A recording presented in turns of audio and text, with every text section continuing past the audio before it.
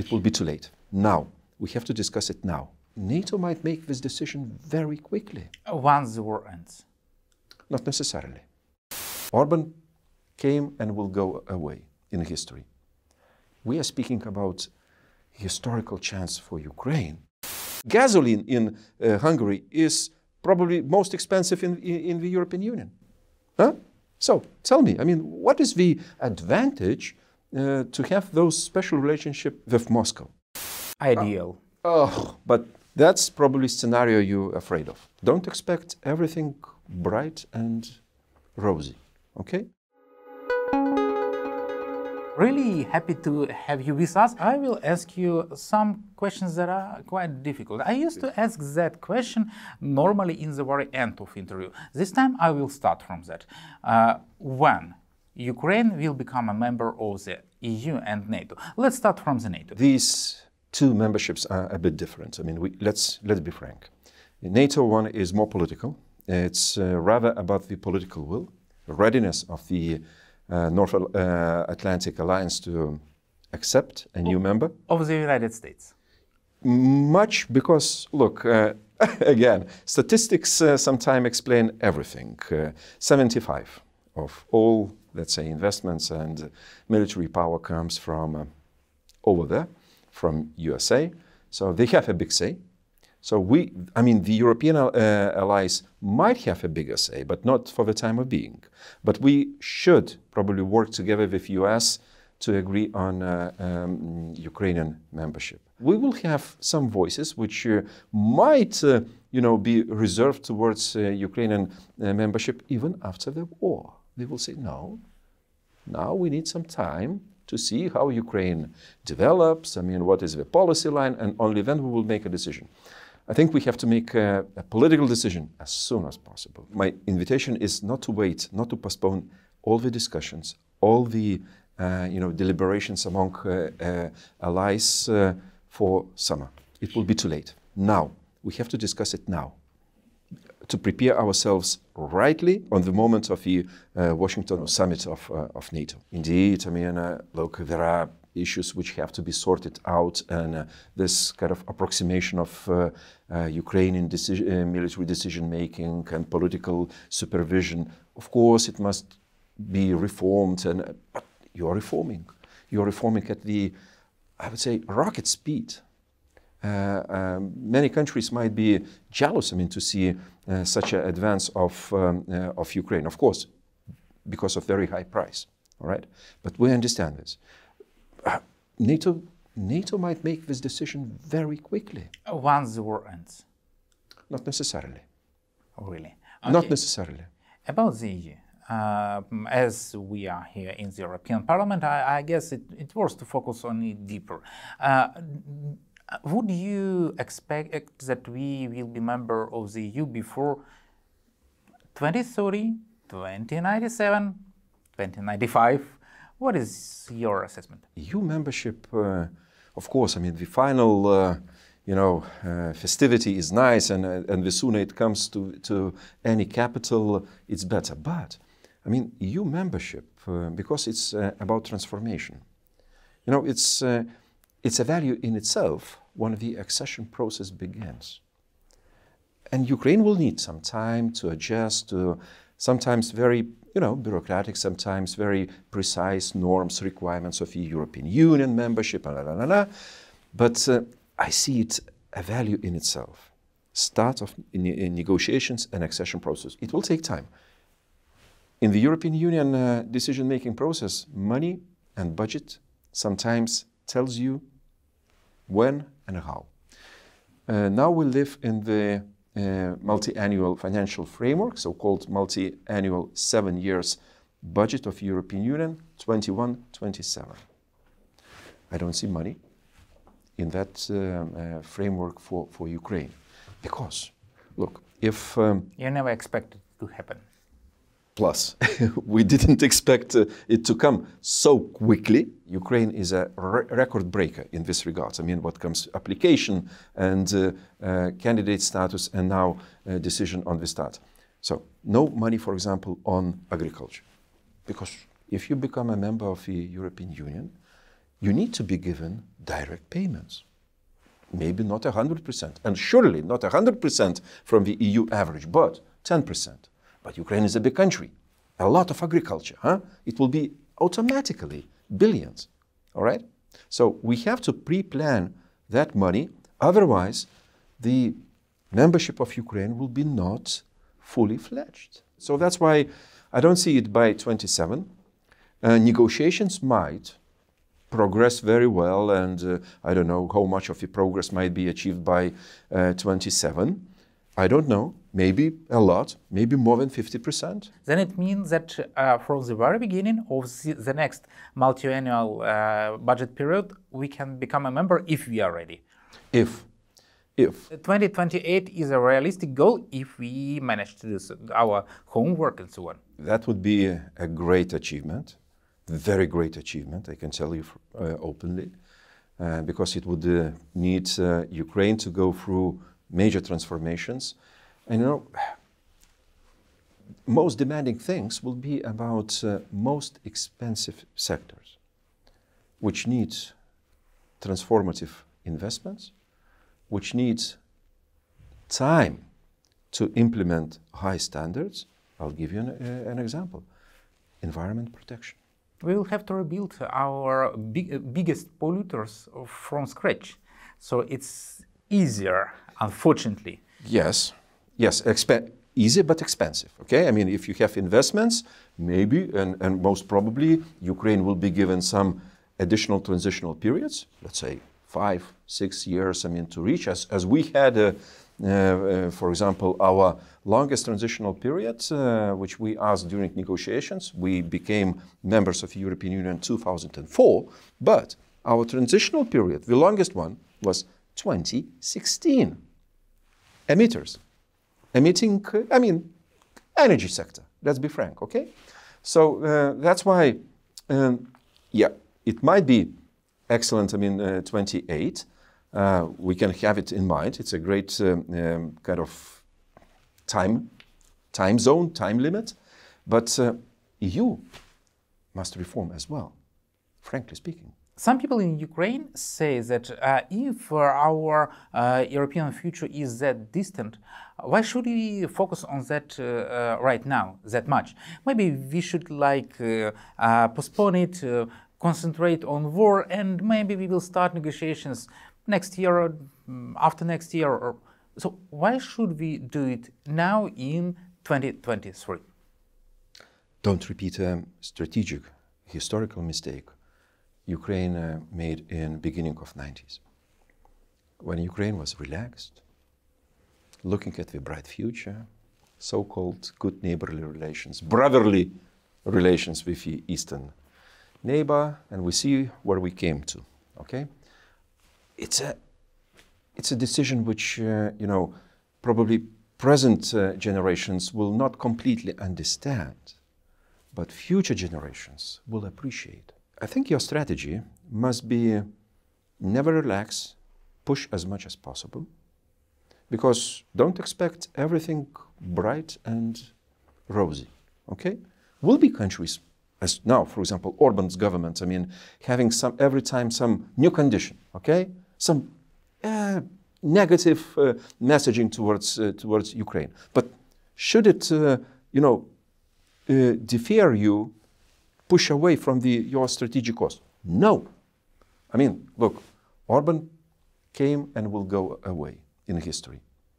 We are speaking about historical chance for Ukraine to survive as a nation in different conditions, among friends, not next to the always enemy which is threatening you with the existential, you know, things. So that's why push as much as possible. Political lobbyism must be at the highest speed. You should not stop sending a strong message, because now, of course, it's difficult time. We know why, but again, there is so much sympathy for Ukraine, and this is massive in the European Union. Use this historical momentum. Do you see that it is realistic to overcome Hungarian veto in December? Orban's government is not just a headache for Ukraine. It's a headache. It's the biggest headache for European Union because we suffer. We suffer because of underperformance on political criteria, rule of law, media freedoms, and so on and so forth. It's a shameful situation for us. But European Union has more channels to speak with Orban than Ukraine. And we have to sort it out, by the way. I mean, it's a great problem for us. I know that, for example, my colleagues' opposition in Hungary, they have absolutely different understanding. I mean, we know how important for Ukraine this decision is. They blame Orban for delaying, for every time bringing new obstacles for Ukraine's integration. It's a momentum party. Yes, I think it's for the time of being absolutely unpleasant and painful, but look to the future. Never stop. You will have even more barriers on your way. I don't know what kind, but my prediction is because geopolitical situation and sometimes even economical one is not getting any easier. There was a question which is asked in Ukraine. It is a bit naive or quite naive, but people do say, why does EU keep Orban? Hungary is no longer democracy. It does not meet Copenhagen criteria. So why shouldn't you kick them off? You know, I mean, not the European Union organizing and running in national elections, national parties. What we can do, I mean, we can demand, I mean, full transparency, free and fair election, and so on and so forth.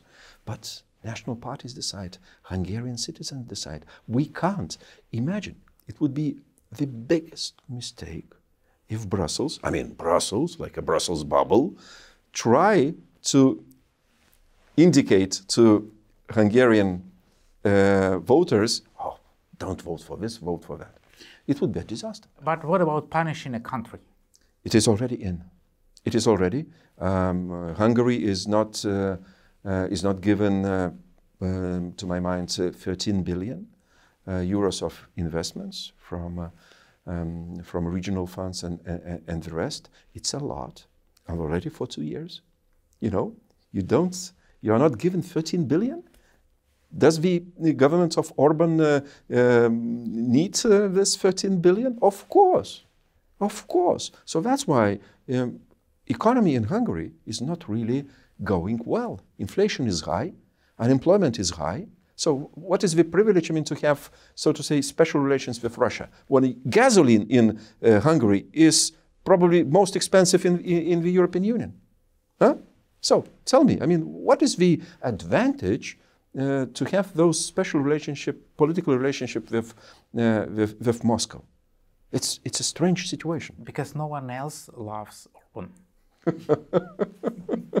Only Moscow. Regarding the EU reform, there are plenty of talks that EU have to reform itself, and that's fully correct. We really see that there is a necessity to reform decision-making process, maybe to reform Commission, maybe to reform punishment system for countries that do not meet standards. What we are afraid of is that the EU will stuck in reforming itself, and it will. To reform EU treaties takes time. I will remind you that the last reform was so-called Lisbon Treaty 15 years ago. It doesn't happen every year. It doesn't happen every second or fifth year. You have to prepare your reform. You have to make a consensus. You have to get an agreement and support from member states, because otherwise it will be a failure. So, the reform of treaties is not possible currently. And if it means that you make Ukraine wait for the reform of treaties, then it means that we will never become the member. There are two schools which are here now in the discussions. The first one really insists, first we reform, first we change everything, then of course we have good time for enlargement. Okay? Ideal. But that's probably scenario you're afraid of. Okay? And the second school is speaking about simultaneous, hand in hand. I am part of the school. So I think we are capable of doing this. If it is parallel, if it is hand in hand, and we don't make a condition, oh, no enlargement until we will reform this killing veto and going to qualified majority, that would be a disaster. Do you see that this second approach is winning? I hope so. Now, by the way, we are drafting a new report. I'm one of the co-rapporteurs on this report. We have sometimes fragile, but I would say at the same time well-going consensus-building exercise. It takes time. You know, smart decisions need to be polished and agreed among the political groups. There is an elephant in the room, which is about elections in 2024. Exactly. Don't you expect that the parliament would be in very different shape? Yes, I think the composition will change. Some groups might increase, some not, but I still realistically assessing that mainstream political groups like Conservative, Social Democrats, Greens, us, Centre, Liberal, Renew Europe will be in majority. When do you expect, or what do you expect to happen that will show us this path is really irreversible, and there is no doubt that Ukraine will be a member of the EU, a full-fledged member? I really hope that, and I see now figures that 70% and more Ukrainians support membership in the European Union. And this is during the very hard times, when you are given very little from the EU. Of course, I mean, macro-financial assistance, military support, it's important, but membership, full-fledged membership in the European Union is something different. Then you are equal among equals, right? So you have access into the single market. Because trade and economic development, it's the best instrument for change of the country. Because we know, I mean, families must have higher income, better jobs, better infrastructure, and so on and so forth. And frankly, Ukraine has no alternative. It's a very hard situation to understand this, but it's a historical momentum. Now or never. If not now, you might risk your future as a country, sovereignty and territorial integrity. I hope, I mean, our negotiations will be very constructive. We will be not just, demanding, because negotiations is a very tough technical process. So that's why I believe that you will be, in good sense, good students. Okay, Ukrainians are very catchy in this regard, very catchy. I don't think they will need some long lessons and introduction into the procedures of European Parliament. Welcome, and you will be welcomed. Thank you for that. And I'm really sure that Lithuania will be on our side through all this process. As we had very good so-called godfathers. I'll disclose you very shortly. We had a very strong support, bilateral support from Nordic countries. They've been kind of specialized. We had Denmark, Latvia had Sweden, and Estonia had Finland, and it helped us a lot. If you speak frankly, without any formalities, you know how important it is. And we will speak this language. Thank you. Thank you. Slava Ukraini. Героям слава!